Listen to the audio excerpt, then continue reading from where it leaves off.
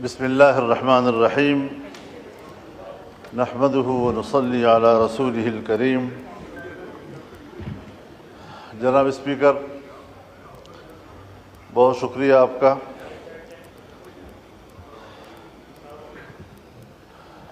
جو صورتحال امن و امان کے حوالے سے اس وقت ملک میں ہے، یا پھر بے روزگاری کے حوالے سے جو صورتحال ملک کے اندر ہے، میں اس پر کچھ عرض کرنا چاہوں گا۔ اس سے پہلے بھی میں اس ایوان میں یہ عرض کر چکا ہوں کہ بلوچستان اور خیبر پختونخوا میں بدامنی کی وجہ سے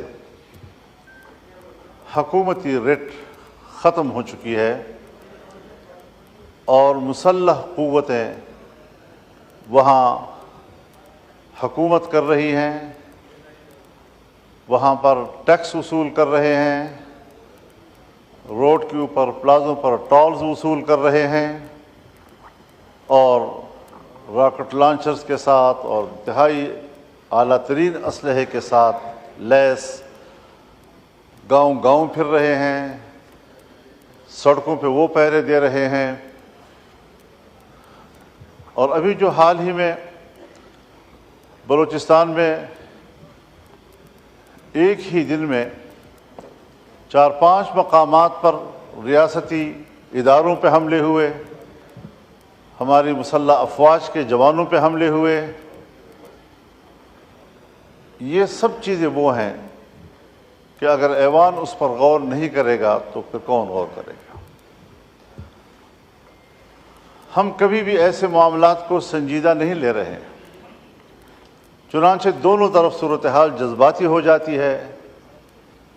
ایک فریق اس حد تک چلا جاتا ہے کہ پھر وہ علیحدگی کی باتیں شروع کر دیتا ہے، دوسری طرف بھی ہم طاقت کے ساتھ ان سے نمٹنے اور ہم مکمل طور پر ریاست کے تحفظ کے لیے آخری حد تک جانے کے لیے تیار ہیں۔ اس قسم کے بیانات صورتحال کو اور جذباتی بناتے ہیں اور دونوں طرف سے ایک انتہا پہ چلے جانے کا عمل وہ پاکستان کی سلامتی کے لیے آج ایک سوالیہ نشان بن گیا ہے۔ جناب اسپیکر، ان سارے معاملات کو سیاسی لوگ ہی طے کر سکتے ہیں۔ آج سیاسی لوگوں کی اہمیت ختم کی جا رہی ہے۔ جہاں معروف، معاملہ فہم، تجربہ کار اور سینئر سیاسی قیادت ہے، ان کو سائیڈ لائن کیا جا رہا ہے۔ ظاہر ہے کہ اس کی جگہ نئے نوجوان لیں گے، وہ تجربہ بھی نہیں رکھتے، معاملہ فہمی سے بھی محروم ہوتے ہیں، جذباتی بھی ہوتے ہیں، اور اس سے معاملات اس قدر الجھ جاتے ہیں کہ پھر اس گتھی کو سلجھانا ریاست کے لیے بھی مشکل ہو جاتا ہے۔ سیاستدانوں کو با اختیار بناؤ، سیاستدانوں کو معاملات حوالے کریں، سب چیزیں اپنے اندر سمیٹنا اور سارے معاملات کے لیے فیصل آباد کا گھنٹہ گھر بن جانا، ہر چیز کے لیے خود امرت دھارا بن جانا، یہ شاید ایک خواہش تو ہو سکتی ہے، لیکن یہ کبھی بھی مسئلے کا حل نہیں ہو سکتا۔ میں آج بھی سوچتا ہوں کہ کیا ہماری حکومت کے پاس یہ صلاحیت ہے، کیا ان کے پاس یہ اختیار ہے کہ وہ خود فیصلہ کر سکیں، یا اپوزیشن کو اعتماد میں لے کر پارلیمان خود اس کے لیے کوئی اقدام کرے، مذاکرات کرے، بات چیت کرے اور ملک کے اندر اس اضطراب کو ختم کرے۔ ہم پراکسی جنگ لڑ رہے ہیں، یہ ہمارے اپنے مفاد کی جنگ نہیں ہے، بلکہ عالمی قوتیں دخیل ہو رہی ہیں اور عالمی قوتیں اس صورتحال کا فائدہ اٹھا رہی ہیں۔ جناب اسپیکر، یہ بات آپ سے بھی مخفی نہیں ہے کہ اس وقت خطہ پاکستان اس پراکسی وار کا ایک میدان جنگ بنا ہوا ہے۔ امریکہ، چائنا، سی پیک اور گوادر، یہ سارے وہ معاملات ہیں کہ جہاں پر ایک سرمایہ کاری کرنا چاہتا ہے جس کے ساتھ آپ نے معاہدات کیے ہوئے ہیں، لیکن آج ان میگا پروجیکٹس کے سامنے رکاوٹیں کھڑی ہو گئی ہیں۔ ہمارے ڈیرہ اسماعیل خان لکی مروت سے لے کر آپ پورے بلوچستان کی طرف جائیں، یہ سی پیک ایریا اس وقت ان کے قبضے میں ہے اور وہاں پر کوئی ترقیاتی کام اب ممکن نہیں ہے۔ اس وقت بلوچستان میں یہی نعرے ہیں کہ چین نکل جائے، پاکستان نکل جائے۔ حالات یہاں تک چلے گئے ہیں، سنگینی کی صورتحال کا اندازہ آپ اس سے لگائیں کہ کچھ ایریاز میں آج اسکولوں کے اندر، کالجوں کے اندر پاکستان کا ترانہ نہیں پڑھا جا سکتا، ان کے اندر پاکستان کا جھنڈا نہیں لہرایا جا سکتا، ان کے کلاسوں میں پاکستان کا معاشرتی علوم نہیں پڑھایا جا سکتا۔ یہاں تک صورتحال چلی گئی ہے اور ہم دیکھ رہے ہیں آنکھیں بند کر کے کہ شاید شکاری مجھے نہیں دیکھ رہا ہے۔ اس تمام تر نازک صورتحال میں ہمیں قدم اٹھانا چاہیے، بڑی خود اعتمادی کے ساتھ ہمیں قدم اٹھانا چاہیے، حکومت کو بھی اپنی ذمہ داری پوری کرنی چاہیے۔ ہم لڑیں گے، اختلاف رائے کریں گے، تنقید کریں گے، اپوزیشن میں بیٹھے ہیں تو اپوزیشن کا کردار ادا کریں گے، لیکن اگر ملک کو ہماری ضرورت پڑتی ہے تو اپنے وطن عزیز کی چپے چپے کے لیے ہماری خدمات حاضر ہیں۔ پارلیمنٹ کو، سیاسی جماعتوں کو، سیاسی قائدین کو ملک کے لیے غیر ضروری سمجھنا، اس سے بڑی حماقت اور دنیا میں اور نہیں ہو سکتی جو ہمارے ہاں کی جا رہی ہے۔ یہ سنجیدہ صورتحال ہے۔ ہم ان علاقوں میں رہتے ہیں، شاید سندھ میں وہاں تو ڈاکوؤں کا راج ہے، آپ کو وہاں کچے کی صورتحال سے وابستگی ہے اور پریشان ہیں، لیکن یہاں ہمارے ہاں اسٹیٹ کو باقاعدہ چیلنج کیا جا رہا ہے اور صورتحال انتہائی مخدوش ہو چکی ہے۔ تو اس سارے صورتحال میں ہمارا کردار کیا ہو سکتا ہے؟ میں اب بھی یقین رکھتا ہوں کہ اگر پارلیمنٹ سے درخواست کی جائے کہ وہ آگے بڑھیں، بلوچستان میں جا کر بات کریں، لوگوں کے ساتھ گفتگو کریں، کے پی میں آئیں، وہاں کے لوگوں سے بات چیت کریں، گفتگو کریں، تو صورتحال کو دوبارہ واپس اپنے حالت پہ لایا جا سکتا ہے۔ لیکن اس انداز سے صورتحال مزید خراب ہوتی چلی جا رہی ہے، اور میں چونکہ تجربہ رکھتا ہوں، حضرت 2006 سے اس ساری صورتحال میں جب ریاست ناکام ہو جاتی ہے تو وہاں ہم جاتے ہیں اور صورتحال کو کنٹرول کرتے ہیں۔ میں ابھی الیکشن سے پہلے افغانستان گیا، 1 ہفتہ میں نے گزارا، پاکستان افغانستان کے تمام شعبوں میں باہمی تعاون، سرحدات کا معاملہ، مسلح گروہوں کا معاملہ، مہاجرین کا معاملہ، باہمی تجارت کا معاملہ، ان سب پر تفصیلی گفتگو کے بعد میں مکمل کامیاب واپس آیا اور میں نے وزارت خارجہ اور پاکستان کے ذمہ داروں کو آگاہ کیا اس سے، اور وہ مطمئن ہوئے، اپریشیٹ کیا، کہا میکینزم کیا ہوگا؟ میں نے کہا وہ ریاست کا معاملہ ہے، میرا ذاتی معاملہ نہیں ہے، میں تو اپنی کیپیسٹی میں گیا تھا، ان کی دعوت پہ گیا تھا۔ تو یہ کوئی مشکل چیزیں نہیں ہیں، لیکن اگر ہم سنجیدگی کے ساتھ بیٹھ کر تسلی سے بات چیت کر سکیں۔ یہاں پر سوال اٹھائے جاتے ہیں، صاحب حملہ ہو گیا، بشام میں حملہ ہوا، یقیناً بری بات ہے، ہمیں اقدام کرنا چاہیے ان کے خلاف۔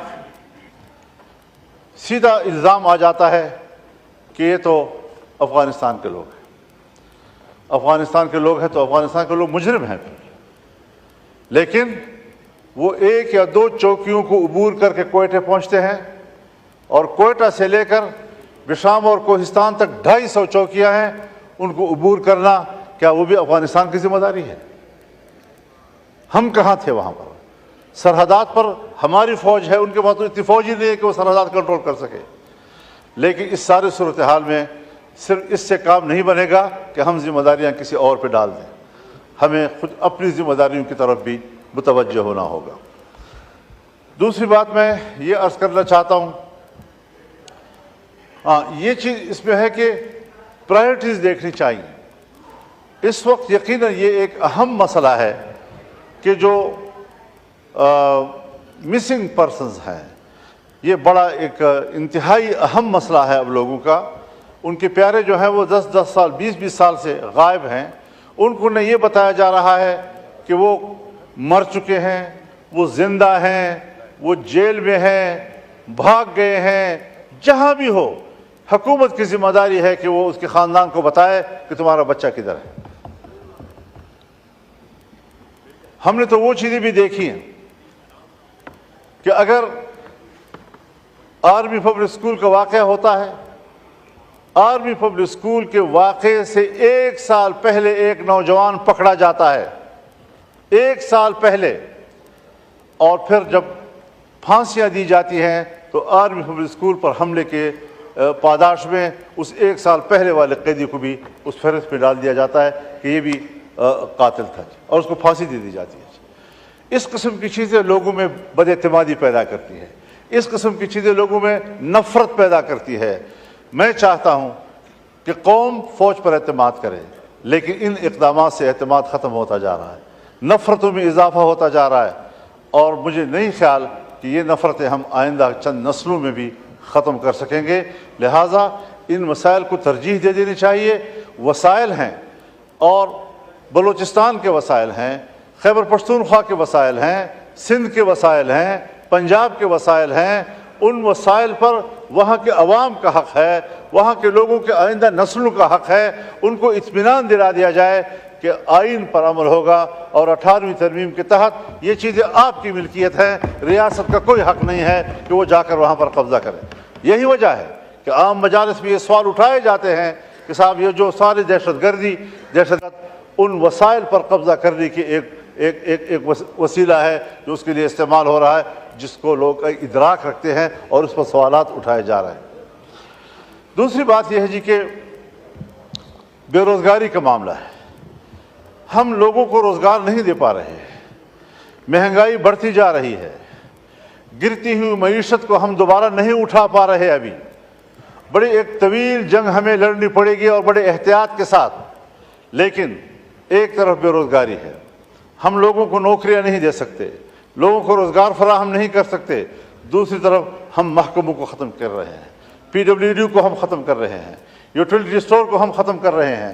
7 ہزار 10 ہزار ملازمین بیک وقت فارغ ہو جائیں گے۔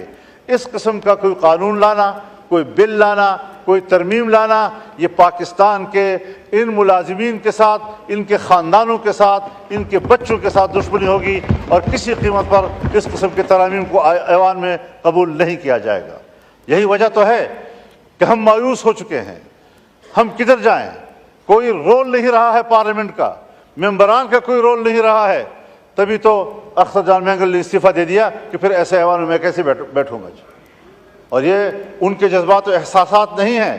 جس طرح کے الیکشن ہوئے، جس طرح کے نتائج سامنے آئے، جس طرح کا پارلیمنٹ وجود میں آیا، یہ احساسات ہم سب کے ہیں۔ یہ اور بات ہے کہ پارٹیوں کا معاملہ ہے، کسی پارٹی نے فیصلہ کر لیا، کوئی ابھی ایوان میں کردار ادا کرنا چاہتا ہے، لیکن اس طرح چلے گا نہیں جی۔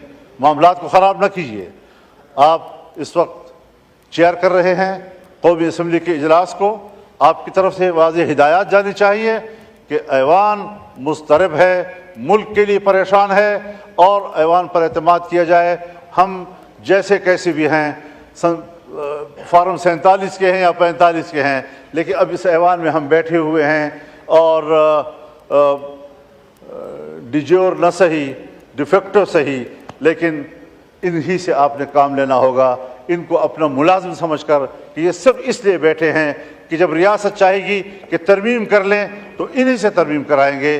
ہم اپنے مفاد کے لیے قانون بنانا چاہیں تو انہی سے قانون بنائیں گے، انہی کو استعمال کیا جائے گا۔ ہم اداروں کے استعمال کے لیے یہاں نہیں بیٹھے ہوئے، ہم آزادی سے ملک اور قوم کی خدمت کرنے کے لیے بیٹھے ہوئے ہیں۔ تو یہ ساری صورتحال ہے۔